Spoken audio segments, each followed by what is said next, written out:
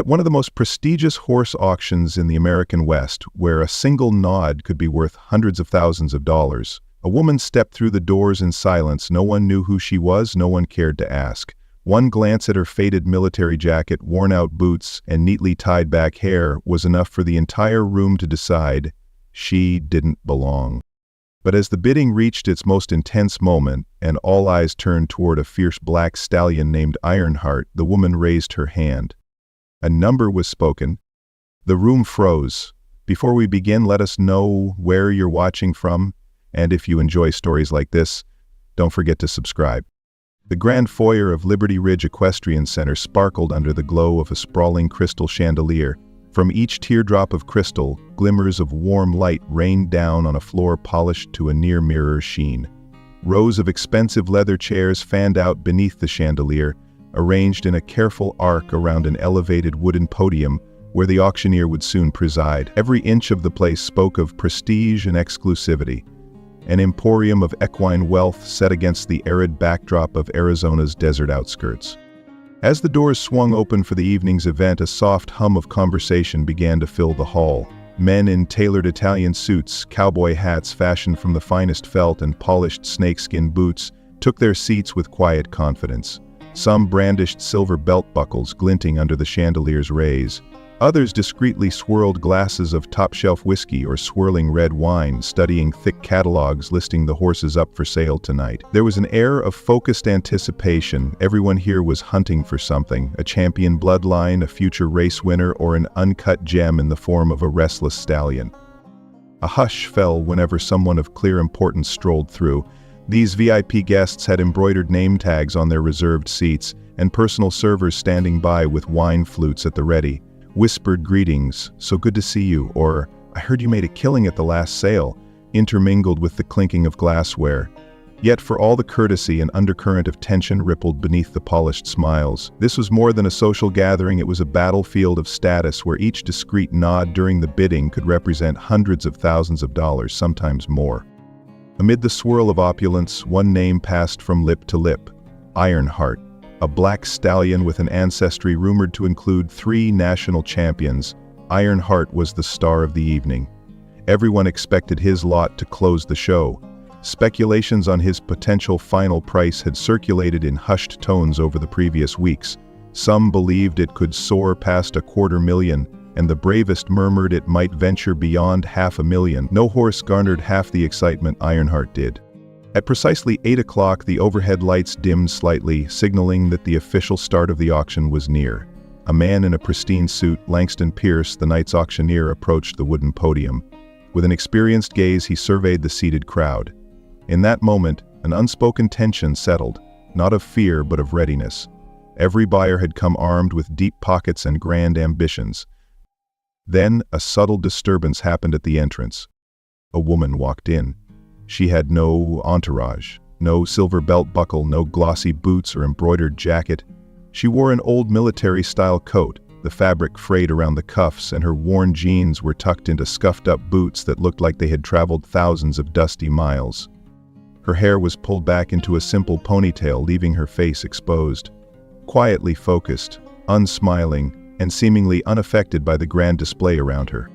The silence around her was palpable. Heads turned, eyes narrowed, and for a moment you could almost feel the collective question, who on earth is that? This was, after all, a sanctuary for the wealthy, the elite breeders, and the well-heeled investors. Outsiders did not simply stroll in, especially not dressed like they had come from a roadside diner. Whispers fired through the crowd. Is she lost? Maybe she's staff. She doesn't belong here. The woman, however, didn't flinch. She paused only briefly to scan the room, as though checking its layout, before making her way forward with a steady step. Her posture revealed more discipline than arrogance, a quiet self-control reminiscent of someone used to following her own code. The crowd parted for her, albeit reluctantly, some with condescending smirks. There was no immediate confrontation, rather a swirl of low laughter and dismissive commentary trailed in her wake. This stark contrast between the grandeur of the setting and the unassuming figure in a battered military jacket began to shape the narrative of the evening. You could see it in the eyes of onlookers. They were measuring her worth by her attire, her worn boots, and the lack of any obvious wealth. She neither cowered nor reacted, and in that unwavering calm the seeds of conflict were sown. Those who had spent fortunes on polished looks and impeccable reputations found themselves unsettled.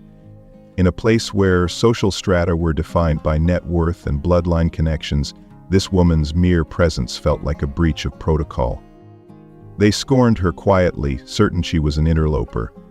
But the tension in the air hinted that the night would be far from routine. Outside the main auditorium, a wide corridor led deeper into the facility. Velvet ropes and discreet signs indicated restricted areas, stables for the auctioned horses, a small lounge for VIP refreshments, and staff-only hallways. The woman Riley Shaw moved through the corridor like a phantom, ignoring the pointed looks from passing attendees. Conversations trailed off whenever she passed, replaced by pointed stares and muffled snickers. No sign of hesitation colored her gaze. She walked as though she had a very specific destination in mind, as though the swirl of affluent buyers and their companions barely existed. A cowboy-hatted couple laughed in a hush as she passed. A smirking group in expensive suits offered mocking nods, but nothing altered her course. Step by step she headed toward the most remote stalls, an area labeled for high-value or high-spirited horses. It was lit by warm overhead bulbs that cast long shadows across the concrete floor. Beyond the final velvet rope stood a security guard who raised an eyebrow but made no immediate move to stop her. The sign behind him read, "Authorized personnel and registered bidders only." He made a half-step forward, presumably to check her badge or direct her away. Yet something in her unwavering stride gave him pause. Without a word, she slipped past, heading straight for the last stall. Inside that stall stood the horse everyone had been whispering about, Ironheart. Even from several yards away, the stallion's presence was undeniable. His coat glistened like black satin under the stable lights, accentuating the power in his arched neck and the taut lines of his flank. A thick mane tumbled across his crest, slightly tangled, giving him the look of a defiant warrior. A few staff members kept their distance, whispering about how he'd refused to let a single trainer near him without a fight. Riley stopped just short of the wooden half-door and let her gaze rest fully on Ironheart. Unlike the others, she didn't consult a catalog or check a phone, she merely looked. A minute passed, maybe more, in utter silence. Ironheart noticed her, flicking his ears forward. His eyes were dark and keen, reflecting a challenge and yet a curiosity. A stable hand across the aisle, upon seeing Riley, shook her head and leaned closer to a colleague. "That horse nearly kicked Travis yesterday. He's downright vicious when spooked. She shouldn't stand there." But the stable hand's warning remained unspoken to Riley. They were too puzzled by who this stranger might be and why she dared approach a horse known for its volatility. Riley's expression was calm. Gently she lifted a hand and rested it along the edge of the half-door, letting her fingertips touch the wood. The stallion huffed, ears twitching, but he did not shy away. For a few heartbeats, it seemed as if they were engaged in a silent exchange. The overhead light illuminated half of Riley's face, revealing lines of fatigue near her eyes, lines that hinted at experiences far beyond horse auctions. Her gaze, unwavering, met Ironheart's. They shared a slow moment of breath, an unspoken understanding. If a stranger had watched them without context, they might think the horse and the woman had known each other for years. Ironheart's posture softened, just slightly, his ears rotating forward as though listening intently. No kicking at the stall door, no vicious snort. In that stillness, Riley's hand pressed gently against the rough wood, almost as if she were absorbing the horse's tension or letting him sense something familiar in her. At that precise moment, a presence made itself known behind Riley. A tall, uniformed man with broad shoulders and a purposeful stance stepped into view. His name tag read Officer R. Davis. The shine of his polished badge and the crisp lines of his uniform signaled he was security personnel, tasked with controlling access to restricted areas. "Ma'am," he said in a low but firm voice, "this section is reserved for bidders who've registered and staff who handle the horses. I'm afraid I need to see your pass. If you don't have one, I must ask you to leave." Riley's head turned slowly. She regarded the officer with a cool, polite gaze. "I was just admiring the stallion," she answered, voice calm, carrying a certain quiet authority. She didn't move aggressively, nor did she seem intimidated. Davis kept his stance, arms by his sides but posture rigid. Understood. But only authorized buyers or staff are allowed here. If you're just looking around, I'm sorry, but I need you to go back to the main hall. A brief flicker of disappointment crossed Riley's face, but she gave the faintest nod of acknowledgement. Of course, she replied softly. Yet for a moment longer her gaze lingered on Ironheart as though unwilling to sever that tenuous link. The stallion's breathing, slow and deep, felt in sync with her own. Then, with no further protest, Riley stepped aside. She gave one last glance to the horse, eyes conveying a silent promise. I'll return. Davis looked somewhat relieved that she didn't cause a scene. He nodded in professional courtesy and gestured for her to follow him back toward the corridor. Ironheart, left behind the half-door, let out a snort that echoed in the stable. His ears flicked, searching for the presence that had just departed. A stable hand tried to approach to check on him, but the stallion tossed his head, stamping a hoof as though to ward away any attempt to get close. The brief moment of calm had ended, replaced by the tension that usually clung to Ironheart.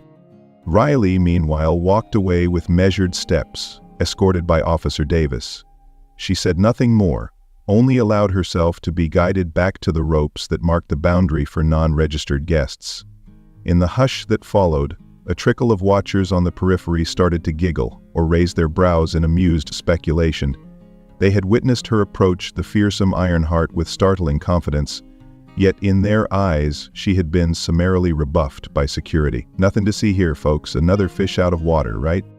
But something in Riley's expressions suggested otherwise. Though outwardly she complied, her mind remained locked on the stallion. A quiet resolve settled across her features as if she now had an unspoken goal. She might have been turned back from the stable, but she was not done. Re-entering the main corridor, Officer Davis remained at Riley's side for a few more steps, ensuring she headed back toward the public area of the auction.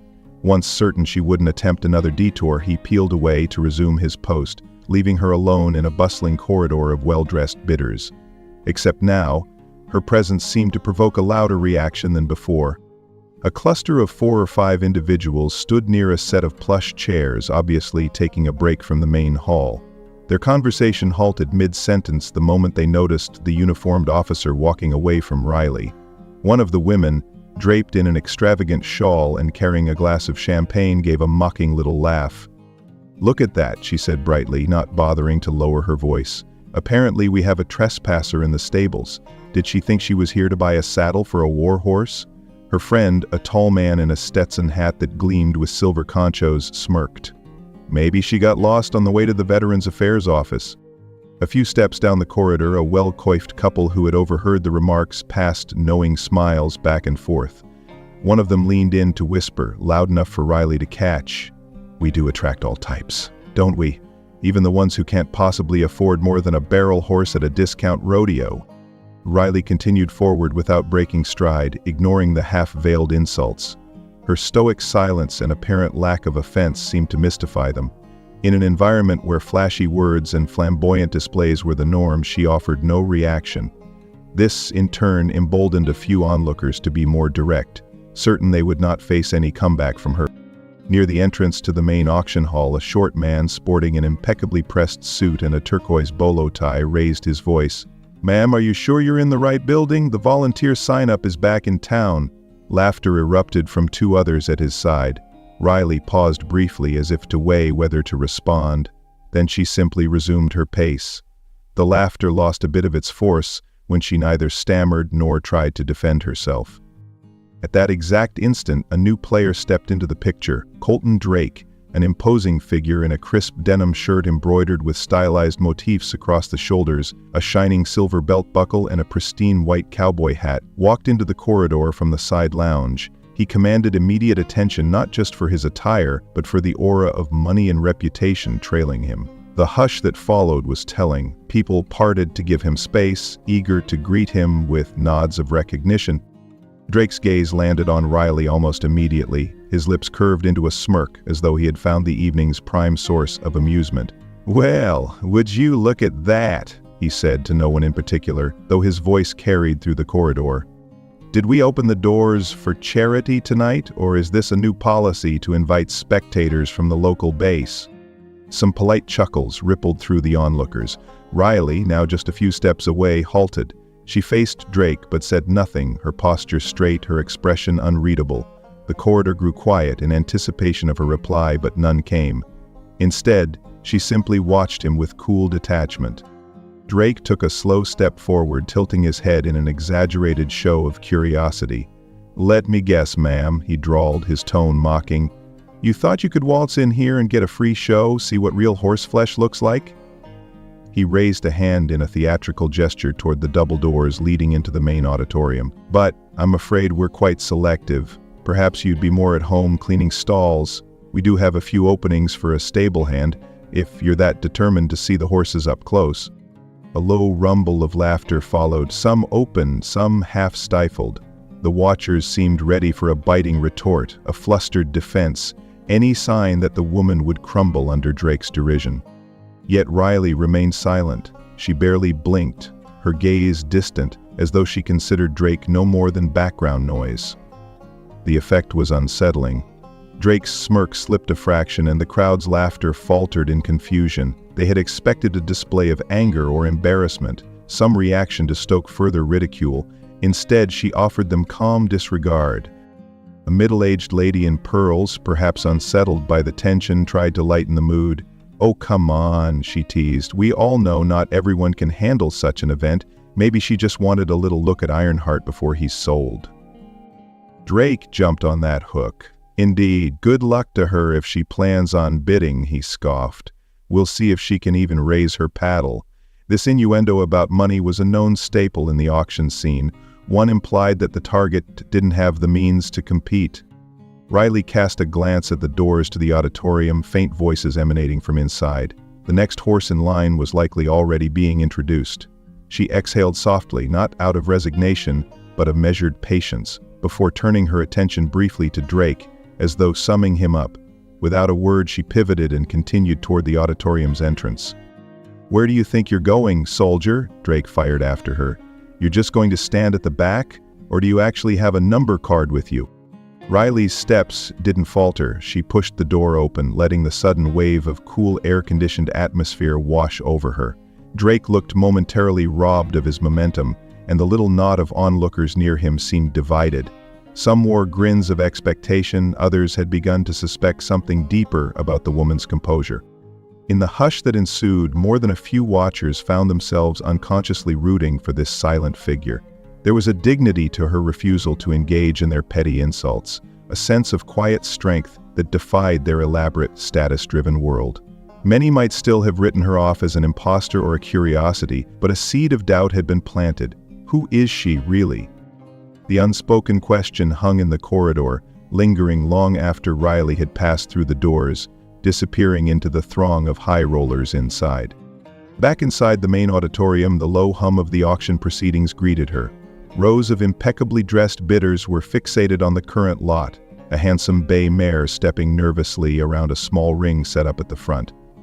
A ring attendant tried to circle her for the audience's inspection, while Langston Pierce rattled off details in the rhythmic cadence of an experienced auctioneer. Bidding paddles rose and fell in careful increment.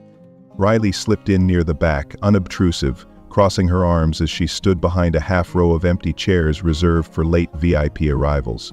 She drew no immediate attention. After all, the excitement was up front, where the thoroughbred mare was inching toward a final sale. The chatter in that rear section was subdued. Within minutes, the mare sold for a respectable sum. Polite applause scattered through the hall and the ring attendants led her away.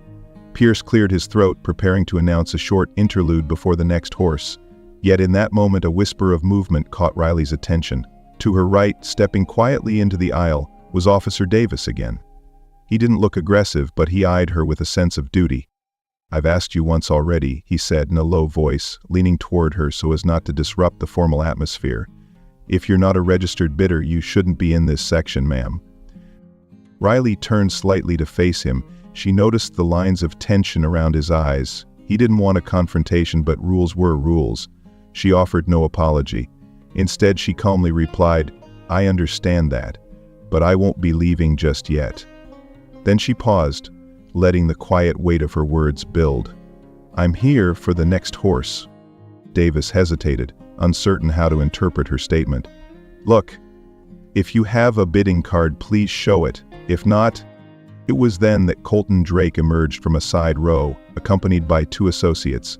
He spotted Riley and the security officer and wasted no time injecting himself into the conversation. "Ah, she's still here," he drawled. "Officer, do your job. She doesn't belong in these seats." Riley's gaze flicked from Davis to Drake, then back to the officer. The surrounding audience members, catching the tension, began to quiet down, leaning closer to see how the altercation might unfold. For a brief second, Davis looked like he was about to physically escort Riley out, if only to placate Drake. The entire back row's attention was now locked on them. At last, Riley took in a measured breath. She turned fully to Davis, but her words were directed not just at him but at the half-dozen or so onlookers who had grown silent in curiosity. Her tone was even, unwavering. "I didn't come here just to watch," she said. Her voice, though not loud, carried a quiet resonance that reached further than one might expect. "I came here to buy."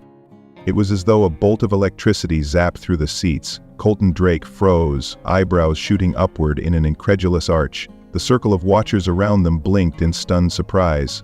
Officer Davis's mouth opened slightly as if to say something, but no words came.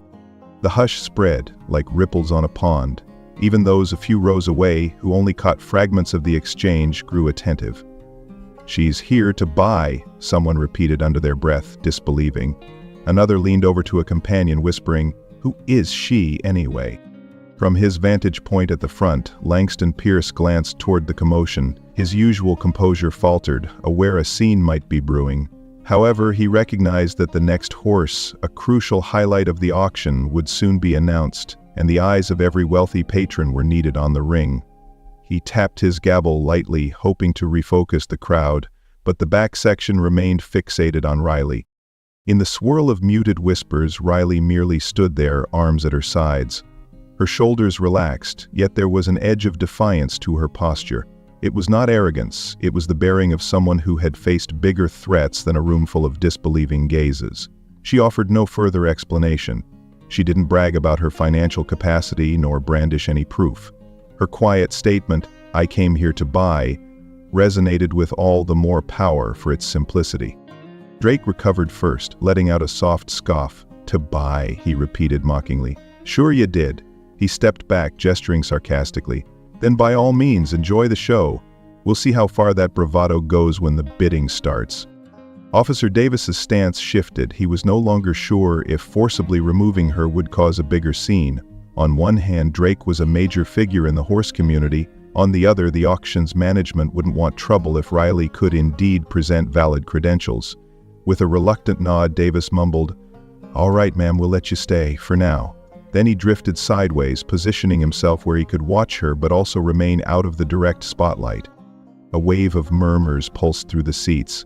Some watchers smirked, convinced this was little more than a comedic interlude. Others felt a small thrill. Nothing livens a high-stakes auction like an unexpected wild card. The question was, could she truly buy a horse here, especially one rumored to reach hundreds of thousands of dollars? Riley pivoted slowly, scanning for an empty seat that might offer a decent view of the stage. Finding none near the back, she chose to remain standing against the wall. She was determined to see what came next, her mind already fixated on Ironheart. A small, almost imperceptible smile tugged at the corner of her lips. She knew the entire auditorium was about to learn that her single sentence was no empty bluff.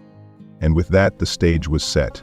The watchers who had laughed no longer felt so confident in their mockery, and the seeds of curiosity sprouted in the quiet corners of the hall. Because in an arena built on the premise that money speaks the loudest, a woman in a faded military jacket was about to speak a language they all understood, only they never expected it to come from her.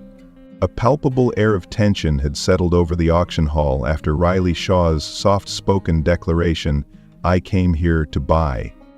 Though the rest of the evening's program continued on schedule, many in the audience found their attention drifting toward the back of the room, where the mysterious woman stood.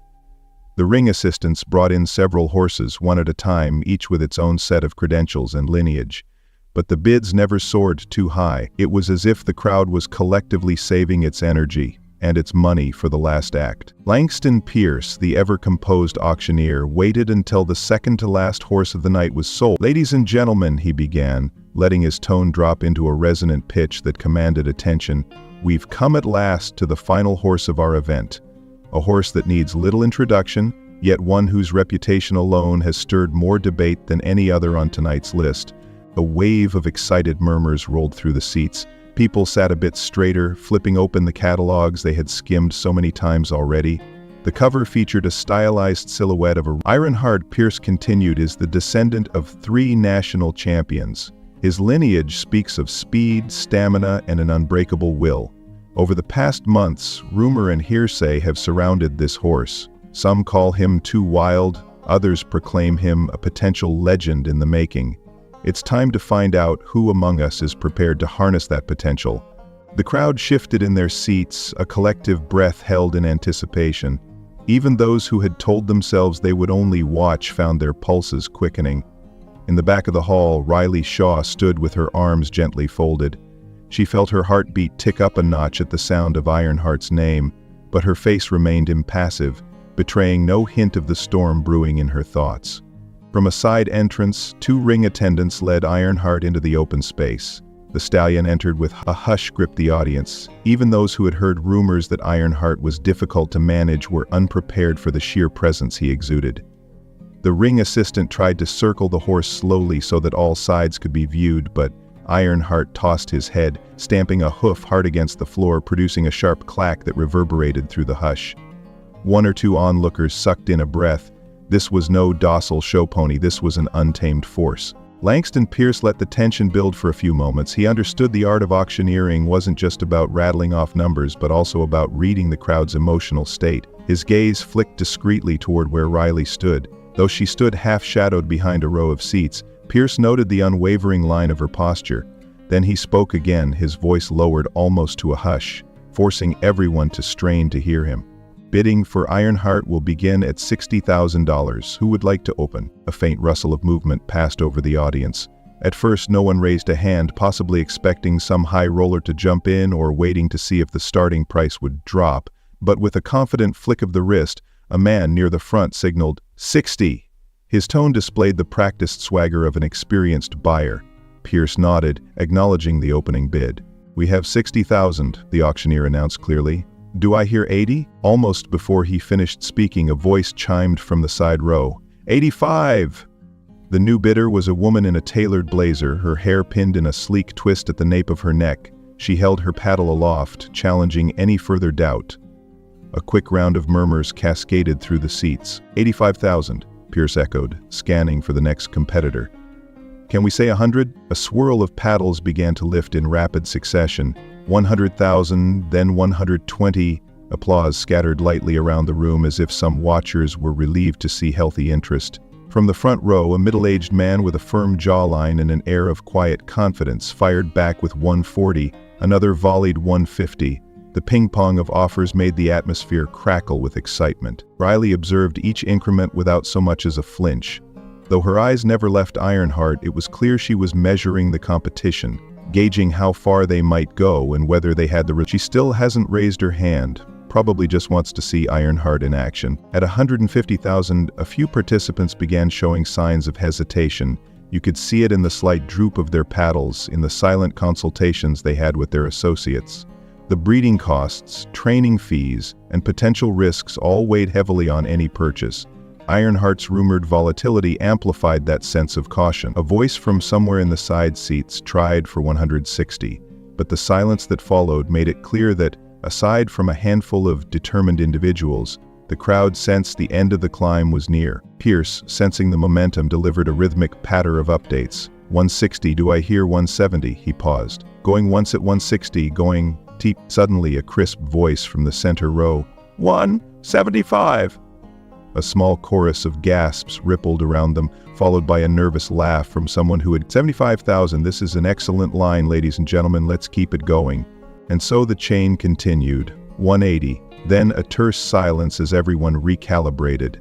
Pierce scanned the corners for further interest. The tension in the hall almost vibrated. It was the moment in a bidding war where either an unexpected competitor emerged or the final two would slug it out in $1,000 increments. Riley remained near the back, her expression a mask. She spotted Colton Drake off to one side, leaning forward in his seat, arms resting on his knees. A thin, predatory grin curled his lips each time the price bumped higher. Drake had yet to bid, apparently content to let the smaller fish battle before wading in himself. An older gentleman behind Riley, perhaps emboldened by her calm, decided to remark, "So you're not going—" "We're at 175, Pierce announced, leaning into the microphone. "Come now, ladies and gentlemen, Ironheart's potential alone is worth the investment." 180 came from Drake's lips, quick and decisive. People jolted upright. There was a general expectation that Drake, with his resources, would be a major contender. The previous bidder tried again with 190, but it was half-hearted. The number rattled around, floundering in a sea of second guesses. Finally, the silver-haired man who had jumped from the center row earlier pinned his paddle to his thigh, acknowledging that he was bowing out. The lull settled on the room. "The lady from Mr. Drake," Pierce confirmed. "Going once at 180? From the opposite side of the auditorium, a slender man in a neatly tailored suit raised his paddle. 200. The room collectively inhaled. "We have 200,000. Ironheart at 200,000. Do we see 220 or are we done?" Drake's jaw worked silently, though he didn't fire back another bid, yet. A hush enveloped the crowd. $200,000 for an unpredictable stallion. Some watchers fiddled with their cuffs or tapped their pens. Others exchanged quick glances with partners, making sure they were truly out of the running. Ironheart, that gleaming mass of muscle and restless energy, tossed his head in a way that pierce-eyed Drake, who gave no immediate sign of raising his bid above 200,000. The Chinese businessman, for his part, sat calmly, confident that he might have the highest offer. Small pockets of applause sprang up in the corners, subdued but congratulatory. In many attendees' minds, that might just be the finishing blow. 200,000 is already a steep sum for a horse with a thorny reputation. 200,000 going once, Pierce started, letting his voice linger. Going twice. At that precise beat, a figure in the back stirred. For a moment the gesture was so minimal that no one noticed except Pierce, who sensed a shift in the periphery of his vision. He paused with the gavel half lifted. The crowd's collective attention pivoted toward the back. There stood Riley Shaw, her posture as calm as ever, eyes still on Ironheart. Without fanfare, her voice cut through the hush. 600. A flash of confusion, then shock, rippled through the auditorium. People craned their necks, certain they must have misheard. Could she have meant $600 more? 200,000 and 600? Or 60,000 more, making it 260? Pierce lowered the gavel, the wood never striking the block. His expression was one of disbelief laced with professional curiosity. He repeated, careful. Riley's chin lifted in a nearly imperceptible nod. Yes, her eyes confirmed. The stall attendants gawked. One had to quickly shift his grip on Ironheart's lead rope as the horse jerked sideways, spooked by the sudden change in the crowd's mood.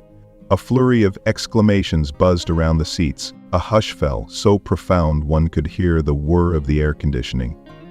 Then, chaos. Murmurs, gasps, sharp intakes of breath. People peered at each other, at Riley, and at the stunned expression on Pierce's face. The Chinese businessman, who had believed he was about to secure Ironheart, set his notepad down in resignation. It wasn't just a casual raise to 210 or 220. This was triple the last figure, an unprecedented leap that outclassed nearly every sale that night and possibly many sales that year. Pierce cleared his throat, striving to maintain composure. "I need to confirm that. $600,000. Ladies and gentlemen, have we just heard our new high bid?" Gasps flickered like static electricity. A ring clerk stationed near the front for record-keeping nearly dropped his pen. He looked over to another clerk who merely stared back in equal disbelief. From where she stood, Riley neither moved nor spoke. She simply watched the auctioneer, as if waiting for him to continue. All around, people shook their heads, unsure whether to be impressed or suspicious. One woman in the second row, wearing a pearl necklace and an immaculate evening gown, leaned close to her husband. "Who is she?" the wife whispered.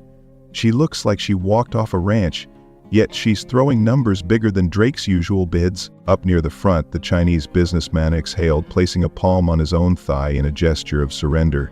It was a silent statement. "I'm out." He had budgeted for up to 220, maybe 250, but 600, that was well beyond what he'd prepared to gamble on an untested stallion with a wild. Colton Drake said nothing at first. His posture spoke volumes, though. The casual sprawl of his shoulders disappeared, replaced by a rigid set. His hands, once relaxed over the arms of his chair, now gripped the edges. A muscle in his jaw twitched. He had strutted into the evening confident that the crowd would yield the top prize to him if he truly wanted it. But 600,000 arrived like a thunderbolt, a spectacle in itself, and it came from that woman. The one he had mocked, the one security had tried to remove. A middle-aged man sitting 2 rows behind Drake breathed. She just took the whole table, the whole damned game. Another voice, softer and nearly reverent. Maybe she's some secret heiress? Or was that a slip of the tongue? Eyes darted between Colton, the Chinese businessman, and the silent figure in the back. In a single stroke, Riley's bid had transformed the atmosphere from a polite competition into something akin to stunned disbelief. People in the VIP lounge area peered through the glass partitions, drawn by the sudden hush. Auction staff at the edges of the ring exchanged puzzled looks. Pierce carefully scanned for any new bids, his gaze flicking from Drake to the man from China. No one moved. The entire hall seemed to hold its breath, collectively waiting to see if seconds ticked by. Each one waited with possibility. When it became evident that no one intended to outbid 600,000, Pierce adjusted the gavel in his grip. He cleared his throat, meeting the eyes of the ring clerk, who nodded, signaling that the sudden jump was legitimately recorded.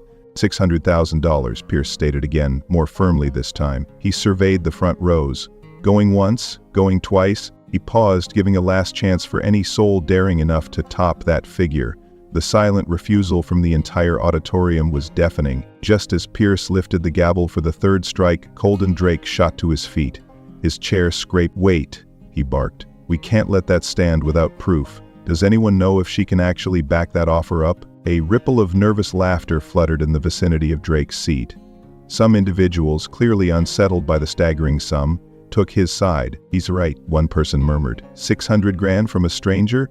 That's not typical. The room flickered with tension once more. Where moments ago the audience had been dazzled by the possibility of a record sale, now the spotlight turned suspiciously back to Riley. She remained by the wall, unaffected on the surface, her posture unchanged, eyes unwavering. A faintly sarcastic smirk twisted Drake's lips. "I think it's possible we're witnessing a bluff," he continued, turning his head to address the crowd. "After all, if a lady wanted attention, she might just throw a number out there, hoping to, I don't know, disrupt the entire night." A few chuckles broke out, short and brittle. The deeper truth was that everyone disliked the idea of a fake bidder scuttling the final lot, especially one so prestigious. Yet the nature of auctions demanded that, if any doubt existed, it must be dispelled. Langston Pierce adjusted the microphone to address Drake's outburst. "Mr. Drake," he said in a carefully level voice. He shifted his gaze across the rows of seats until it landed on Riley. "Ms. Shaw, would you mind stepping forward or otherwise confirming you have the means to complete this purchase? This is not personal. We simply need to ensure the auction's integrity." No overt malice colored Pierce's tone. He was simply doing his job. The hush returned, punctuated only by Ironheart's restless stomping in the ring. Security staff, including Officer R. Davis, gravitated toward the front, prepared to intervene if any disturbance occurred. Riley pushed away from the wall, taking unhurried steps down the aisle. Her expression was measured, calm. She stopped a few feet away from the ring, where Pierce and the ring clerk awaited her. Drake, from his vantage point, crossed his arms, projecting skepticism. A murmur of watchers commented on her every move, her worn boots, the battered coat, her steady composure. "Let's see if she's the real deal," one voice hissed. In a single smooth motion, Riley reached inside her jacket. An almost tangible tension swelled. Some watchers half expected her to produce an empty wallet or some slip of scribbled IOU, but instead, she withdrew a neatly folded piece of paper. She extended it toward Pierce, who took it gingerly. Careful not to tear the document, Pierce unfolded it. His eyes scanned the typed text, the official bank stamps, the watermark, then the sum, $600,000. The corners of his mouth twitched with what might have been awe or relief. He turned, showing it briefly to the ring clerk. The clerk's face registered a spectrum of emotions: confusion, shock, then accept. "Well," Pierce spoke into the microphone, "it appears Ms. Shaw has provided a legitimate cashier's check from First Arizona Bank in the amount of $600,000. The check is made out specifically for the purchase of Ironheart at tonight's auction." A ripple of disbelief followed by stunned acceptance spread across the rows. Some people leaned to whisper to neighbors, others merely gaped, jaws slack. Even Colton Drake's composure faltered for a fraction of a second. His eyes narrowed at the official stamp, frustration flaring in his features. Officer Davis, standing a few paces away, let out a breath he'd been holding. He recalled having tried to eject this woman not long ago, and now she stood vindicated before everyone.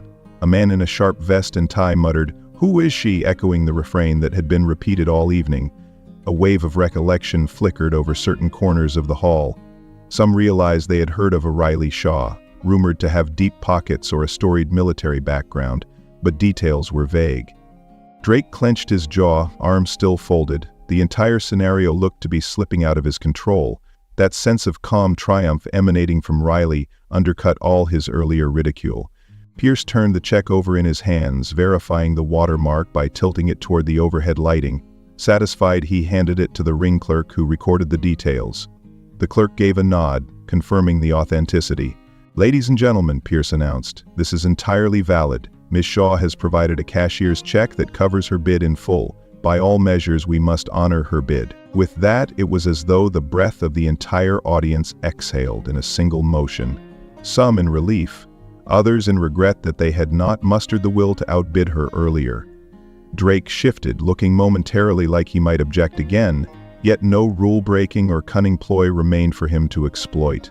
A hush fell once more. Pierce, returning to the podium, lifted the gavel. Everyone knew what came next, but the hush carried a sense of finality, an acknowledgement that something extraordinary had just unfolded before their eyes. $600,000, Pierce repeated, making sure no one intended a last-second bid. Going once, going twice, and sold. The sharp crack of the gavel's wooden head against the block rang out. A handful of hearts might have jumped in surprise. For a moment, no applause followed, just an awe-stricken silence.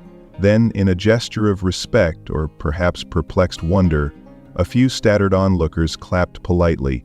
It was subdued, uncertain, like they weren't sure if they should cheer or simply stand in reverent disbelief. "Ironheart," Pierce declared, his voice echoing in the hush, "is officially sold to Ms. Riley Shaw." Riley dipped her head in the faintest inclination, acknowledging the result. For an event that hinged so much on spectacle and applause, the concluding environment felt oddly solemn. One by one, the ring assistants moved in to handle Ironheart, prepared to shift him backstage for final paperwork and transport instructions. A breathless hush lingered in the auction hall, even after the booming echo of the gavel had subsided. People were still seated, as though glued to their chairs, but the overhead lights remained steady, illuminating the polished floors and the ring where Ironheart had been displayed. Though the stallion had already been led out a side door to finalize the paperwork, his absence did not diminish the gravity of his sale.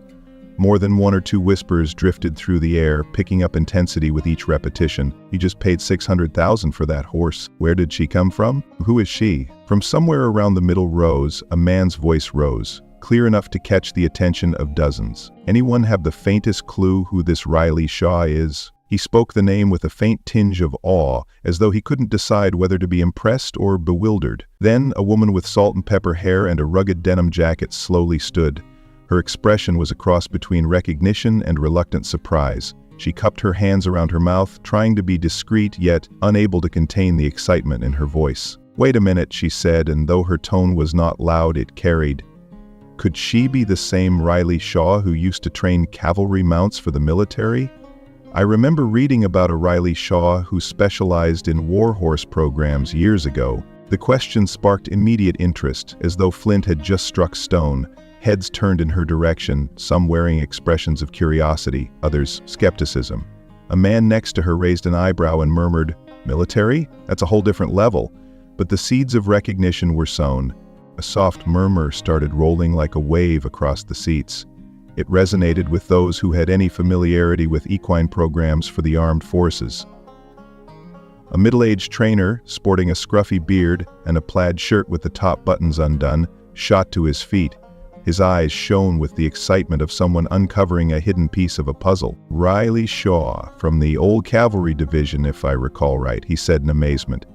"Heck, there was once talk about her working with special A scattering of nods sparked in the audience. People who had lived and breathed horses their entire lives, especially those with a foot in the military or therapy sectors, began connecting dots they never thought they'd see come together in an auction hall. You could almost feel the energy shift as the name Riley Shaw took on a new meaning. She was no longer just a random woman in a faded military coat. She was a figure some had admired from afar, a woman rumored to have an uncanny bond with rebellious or traumatized animals. More voices joined. Didn't she once break a massive Mustang no one could handle? She was part of a program that used equine therapy for veterans, right? I heard a story about her facing down a half-feral stallion, never so much as raised her voice, and within a week the horse was following her around like a lamb. Such tales were half legend, half fact, making them all the more compelling. The crowd grew visibly excited, as though they had collectively stumbled onto a celebrity in disguise. Even those who knew little about the specifics realized that the simple mention of Riley Shaw carried weight in equestrian circles that valued skill, compassion, and a touch of the extraordinary. No one seemed more disturbed by this unfolding revelation than Colton Drake. Sitting in his seat, he looked every bit the picture of stiff fury, his posture rigid and his jaw set so tight it might crack. Moments ago, he'd been humiliated by the final hammerstroke awarding Ironheart to Riley Shaw, but now the humiliation deepened as he understood exactly who he had underestimated. Leaning toward a man who served as one of his ranch managers, Drake muttered through gritted teeth. "Riley Shaw, I remember that name. She was the one who ran the Crimson Point facility." The manager shot him a startled glance. "You mean the rehab center that refused your buyout offer a few years back?" Drake's dark eyes flicked around, ensuring no one else overheard. "Yes, that place had prime grazing land, and I tried to negotiate." A wave of chaotic emotions flickered across his face. First anger, then something akin to dismay at the realization that the same woman he had mocked was in fact a major figure in the equine world. He muttered, more to himself than the manager. She was no outsider, she was once at the top. A living legend that for some reason vanished off the radar. Damn it. Pride kept him from saying more, but inside his mind churned. He recalled the biting remarks he'd directed at her, the casual assumptions that she belonged nowhere near this auction. Now it all backfired with a vengeance, cutting at him from the inside. The crowd's shifting gaze, the excited hum that now carried Riley's name like a new anthem, he felt it all like a personal defeat. Those who had snickered at Riley earlier began rising from their seats. No longer were they searching for a better view of Ironheart or the ring, they were craning to see her. Some stepped into the aisles mumbling phrases like, "I can't believe we didn't recognize her." Jill has been reclusive, though it's no wonder we forgot. Another woman in a flowing evening gown let out a small laugh of self-reproach, telling her husband, "We acted like she was some naive farmhand. In reality, she could run circles around half the so-called experts here." The change in the hall's atmosphere was tangible. Where they had once looked at Riley with suspicion or contempt, many now gazed with open respect or even awe. A group that had considered themselves the pinnacle of equine sophistication realized they might have been overshadowed by a figure whose achievements and expertise were far beyond mere money. In essence, the night's biggest revelation was not just the staggering bid, but the identity of the woman behind it. Still, for all the excited talk, Riley herself was nowhere in sight at the moment. Having concluded the final handshake for official paperwork, she had stepped aside to let the staff handle Ironheart's arrangements. The mention of her name rippled outward, changing the narrative of the entire evening from "who does she think she is" to "she belonged here all along, we were too blind to see it." While many of the evening's guests were left in the swirl of discussion and amazement, Colton Drake refused to let the entire night end in quiet acceptance of his loss. The more he mulled over Riley's past acclaim, the more determined he became to wrest back some shred of dignity. So, in a final bid for control, he pushed himself up from his seat. His chair screeched on the polished floor, drawing a few startled looks from those who thought the drama had ended. With a purposeful stride, he moved to where a small crowd had gathered near the archway leading to the main corridor. His voice rose, cutting through the ambient chatter. "Where is she?" he demanded. "Riley Shaw doesn't belong here. This is an auction for real breeders, not some ex-military show-off who thinks a big check makes her unstoppable." The hush that descended was sudden and tense. A few of the people standing there parted, revealing Riley on the other side. She had just emerged from the corridor leading to the back offices, presumably after signing the final purchase documents. Her expression showed mild curiosity, as though she had expected Drake might try one more time to confront her. She did not bristle or tense at his words, merely observed him with a level gaze. Colton took a few steps closer, the muscles in his neck visibly tight. "I don't care how many horses you've broken, or how many war stories you've got. You do not belong in my world. You think you've proven something by buying that horse? You know nothing about real competitions or real industry dealings. This was never your place." Several onlookers grimaced at the desperation coloring his tone. Indeed, a scattering of nervous or awkward laughter bubbled up, some from those who still wanted to humor Drake standing in the community, others from pure discomfort at his outburst. But it was a far cry from the easy guffaws that had accompanied him earlier. Riley remained silent, letting him rattle off his insults. She took a single step forward, enough to close the gap between them by a pace or two. Her voice, when it came, was low but steady, carrying an unmistakable note of finality. "Colton," she began, addressing him by name for the first time, "I was part of this world long before you ever set foot in it, long before you figured out which spur went on which boot. Don't mistake my absence for ignorance." The crowd sucked in a collective breath. This was a more direct statement than Riley had offered before. She locked eyes with Drake, whose face colored in anger. She went on, each sentence enunciated with quiet clarity. "And I'll remain here long after people forget the name Colton Drake." Her tone wasn't spiteful, merely matter-of-fact, like an instructor giving a final lesson to a student who refused to study. The hush that swallowed the hall was deeper than any prior silence. Even those who had initially ridiculed her recognized the weight behind her words. For a few beats, no one in the immediate circle moved or spoke. One person, apparently enthralled, started to clap, but quickly stopped when they realized the moment was far too charged for casual applause. Colton's cheeks flushed a deep red. There were no retorts left in his arsenal. He had hurled his last shards of pride at Riley, only to see them brushed aside with unwavering composure. He glared at the small knot of onlookers, as if daring them to laugh at him. Most averted their gazes, unwilling to further provoke a man who looked about ready to explode. But they didn't step away from Riley either. The emotional gravity had shifted around her, and she stood, by all accounts, as the unshakable center. Colton Drake, once the star, was now merely an echo. Slowly, he exhaled, shoulders sagging. He glanced to one side where his ranch manager hovered, uncertain how to help. The manager gave a half shrug, no words of comfort forthcoming. With a final bitter glare at Riley, Drake turned on his heel. He pulled a handkerchief from his pocket and dabbed at his forehead, as if he'd been engaged in a fierce physical contest. In a way, he had, just not the kind he'd ever expected to lose. Without another word, Colton sank down onto the nearest chair. The look in his eyes suggested he felt more unmoored than he ever had, uncertain how to salvage his pride in front of so many witnesses. The crowd parted politely, some stepping away with anxious caution. Riley watched him for a breath longer, then gave a short, respectful nod, almost as if saying, "This ends here." She turned away, leaving him in the ring of silence that he'd fashioned for himself. The footfalls of the onlookers, the clearing of throats, and the awkward shifting of weight under expensive boots filled the vacuum. And Drake, for all his wealth and self-assuredness, had no weapon left to wield. With the last confrontation settled, the atmosphere in the auction center softened but never fully returned to normal. In place of the earlier arrogance lay a sense of humility that had swept through many attendees. They realized they had witnessed not just a large transaction, but a living lesson on values and how quickly appearances could mislead. Shortly after concluding the final paperwork, Riley made her way toward the side corridor that led to a loading bay. Ironheart was waiting there, secured in a temporary stall, uneasy but calmer than during the auction. An attendant stood by with wide eyes, stepping back as Riley approached. The moment she took hold of the lead rope, Ironheart responded, pressing forward slightly as if seeking her presence. She murmured something inaudible to him, a soothing hum that had no distinct words but carried a gentle cadence. The stallion let out a low exhale, lowering his head enough to bump gently against her shoulder. This was all the confirmation she needed. He acknowledged her as his rightful handler, no longer resisting or straining to flee.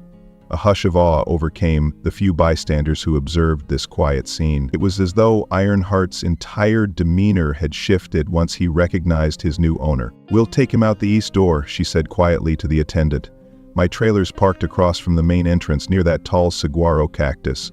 Can we open the rolling gate on this side?" The attendant, still a bit starstruck, nodded. "Yes, ma'am, right this way." As Riley led Ironheart down the wide corridor, the horse's hooves clacked softly on the polished floor. People passing by stepped aside, some bowing their heads in deference or simply from caution around a stallion of his reputation. Gone were the mocking remarks or derisive glances. The hush that followed her was not one of contempt, but a kind of subdued. A few of those who had earlier ridiculed her presence now lowered their gazes, unwilling to meet her eye. Others risked a quick, appreciative nod. If she noticed, she gave no external sign. Her focus remained on Ironheart, guiding him with a gentle hand on the lead rope. It was a moment so steeped in quiet respect that it felt almost sacred. Yet one final note of bitterness echoed from the far end of the corridor. Colton Drake's voice, tinged with frustration, boomed faintly through the open partition. "You just got lucky, Shaw." That's all it was, luck. He never appeared in the corridor. The words arrived more as a last desperate attempt to reclaim some fleeting sense of dominance. People flinched. Some who had begun to gather near the exit shook their heads in exasperation, but no one responded. For a second, Riley paused, her boots squeaking to a stop on the floor. Ironheart tossed his head, pricking his ears at the reverberating shout. She did not walk back to confront Drake. Instead, she turned just enough so that her voice could carry. "I've been winning since before you even knew you were playing, Drake." The tone was not loud, but its calm clarity sliced through the corridor. It served as a final boundary, a line that Drake could not cross. She turned away again, gently urging Ironheart forward, and from that point on there was only the soft click of hooves and the rhythmic shuffle of boots. No echoes of retort came from Drake. The moment was sealed in silence, and with it the last dregs of that night's confrontation slipped into memory. A faint sigh seemed to pass among the onlookers. Though no thunderous applause erupted, the hush they maintained was as potent as any standing ovation. It was the hush of people who knew they had witnessed something both humbling and extraordinary. The transition from the buzzing lights of the auction center to the open expanse of the Arizona night felt like stepping into another world. The sky stretched above in an endless vault of stars, faintly illuminated by the gentle glow of a half-moon. Riley loaded Ironheart into a trailer behind her well-worn pickup truck, each movement sure and unhurried, despite the day's tensions. She drove through most of the night. The highway cut a ribbon of asphalt across the desert plains, flanked by towering cacti and jagged rock formations. The hum of the engine and the quiet weight of success and all it implied kept her company. In the rearview mirror, she occasionally glimpsed a restless Ironheart shifting in the trailer, but he never once whinnied in panic. Their bond, tenuous though it might be, had already rooted itself in mutual respect. As dawn broke, the horizon flared in hues of pink and gold. The colors spilled across outcrops of sandstone, and the temperature began its steady climb from the cool night air toward the arid warmth of a new day. Shaw Canyon Ranch, her inherited slice of desert land, lay nestled between two small mountain ridges, reachable by a winding dirt road that branched off from the main highway. The truck's tires crunched over gravel as Riley turned onto that familiar path. She exhaled deeply.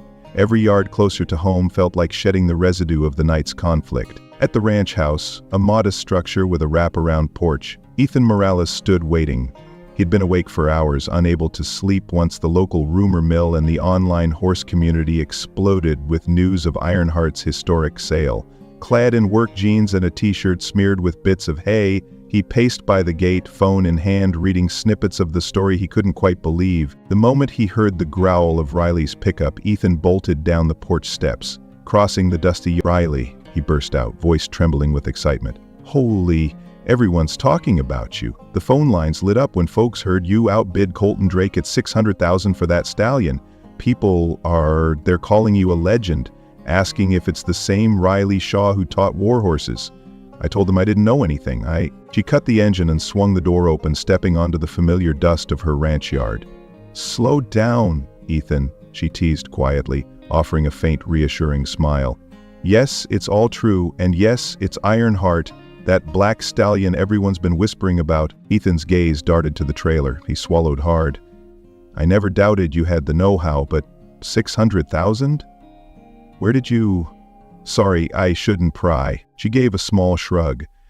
It's money I'd set aside for a different purpose once, but now it felt right to invest it here. Let's just say I want to do something meaningful, maybe bigger than I originally planned. He nodded, though his eyes still shimmered with amazement. All I know is you pulled off a miracle last night, and half the horse world is either in awe or in shock. Riley walked around to the trailer and lowered the ramp, stepping inside to unfasten the stallion. Ironheart snorted, stamping once as if testing the ground. With a gentle tug, she guided him backward onto the dirt. He lifted his head high, nostrils flaring at the new scent swirling in the early daylight. The ranch spread before them, a patchwork of scrub brush, cacti, and sparse grasses, rolling up to the base of towering red rock ridges. He took one slow, deliberate step forward, ears swiveling in all directions. Then, as though stirred by some internal call, Ironheart broke into a fluid canter. He circled the yard in powerful strides, hooves kicking up small puffs of dust that caught the morning sun. The sight was breathtaking, an image of raw elegance and freedom. Ethan stood rooted, mouth agape. "My God," he whispered, "that's unbelievable." A glow of satisfaction passed over Riley's face. It wasn't about the money, it never had been. It was about seeing this proud creature move as though discovering something he'd been deprived of, genuine space to roam, to claim as his own. She unclipped the rope, letting him move freely. For a moment, Ironheart simply gazed out across the grazing fields, as though deciding whether to run deeper into the ranch. Ethan exhaled in awe. "We're definitely in for a new era around here." Riley patted Ironheart's flank. "Yes," she murmured, "let's see if we can give him what he deserves, what so many others tried to force out of him." Ironheart let out a resonant neigh, then bolted into a full gallop, streaking across the ranch grounds. The sunlight highlighted every contour of his sinewy frame, turning him into a gleaming icon of unshackled power. Watching him vanish behind the rolling hills, one might have likened him to a phantom of the desert wind, impossible to snare. Amid the hush of morning in Shaw Canyon Ranch, the echoes of last night's auction already felt like a distant dream. Yet for those who had followed Riley's journey, the significance of what she'd done and what she symbolized remained fresh, a testament to her quiet strength and unwavering sense of purpose. Ethan eventually tore his gaze from Ironheart's distant silhouette. A grin of pure excitement lit up his face. He turned to Riley, who still stood by the trailer, lost in her own thoughts. "That scene," he breathed, watching him gallop over the sunrise, "that's gotta be worth $500,000 on its own. You've given him real freedom." Riley's lips curved gently. "He gave it to himself," she replied. "All I did was open a gate." Ethan shook his head, eyes crinkling in admiration. "Well, if you ask me, that's the best use of 600 grand I've seen in my life. And the buzz online, people are calling you a hero, you know. They're calling it a comeback story." A flicker of something deeper crossed Riley's face. Maybe regret, maybe relief. "I don't need them to call me anything," she murmured, her gaze drifting out across the dusty road. "I'm just glad I'm back where I belong." Instead of continuing the conversation, she turned toward the main barn, a simple structure with weathered planks that had seen better days. She took off her coat, revealing a plain t-shirt beneath, scarred in a few places from old field work. Carefully, she hung the coat on a peg near the door. Then she let the water from a metal basin run over her hands, washing away the dust of the road, the lingering tension of the auction hall. "I used to do this after every rough day," she said softly, as though explaining to Ethan. "Wash away the noise." He nodded, sensing that she didn't necessarily want a reply. The ranch still held its morning hush, no heavy machinery, no persistent phone calls, just the rustle of a mild breeze through the brush. Inside the barn, a few older horses nickered in greeting, curious about the newcomer and the fresh energy coursing through the place. Riley stepped out, water dripping from her hands. She paused, scanning the horizon. Far in the distance, a faint cloud of dust indicated where Ironheart roamed, exploring his new kingdom. It was an image that simultaneously grounded her and lifted her spirits. This land, this life, this was what she had fought for, quietly, all these years. There was no parade, no celebratory gathering to honor her big win. She neither needed nor wanted such fanfare. The ranch had always functioned on a simple rhythm: daily chores, caring for animals, maintaining fences, preparing feed. The sun climbed steadily overhead, and with it rose the routine of another day. Riley didn't resist it. She embraced it like a returning traveler might embrace home. Donning a spare hat resting on a hook, she moved through the barn aisles, checking each stall. Some of the older horses perked their ears, recalling her presence from long ago. Others were new rescues. She had always kept a place here for horses in need of rehabilitation or gentle training. With the addition of Ironheart, the ranch's future glimmered with potential projects.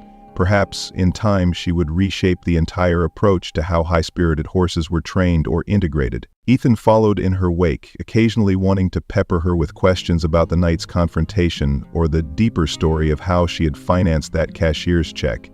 Yet each time he sensed her calm deflection, as though some chapters of her past were best left alone. He respected that boundary, knowing from experience that if Riley Shaw wanted to share more, she would do so in her own time. At last, she stepped outside into the ranch yard, letting the sunlight wash over her face. Dust motes drifted lazily around, and the sky's brilliance had turned the air almost shimmering. Ethan lingered behind, giving her space. A single hawk circled overhead, screeching faintly before disappearing against the bright canvas of morning. Riley's mind wandered through the labyrinth of memories. Her earliest days in uniform, the bond she'd forged with horses that saw action in harsh conflict zones, the Crimson Point facility where she poured her soul into rehabilitating equines and humans alike.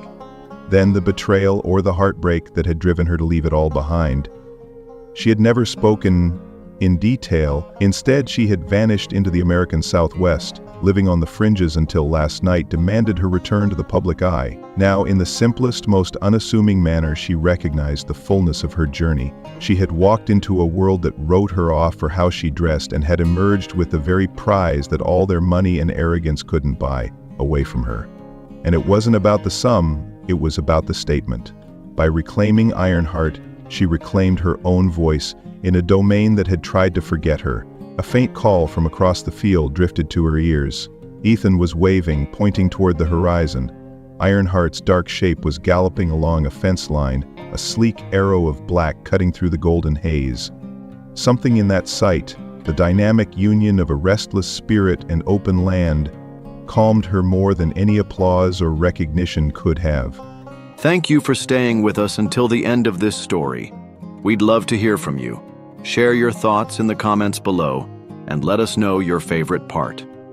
If you enjoyed the journey, don't forget to like, share, and subscribe to our channel for more captivating stories like this one. And don't miss out. Hit the notification bell so you're always updated on our latest content. Your support truly means the world to us.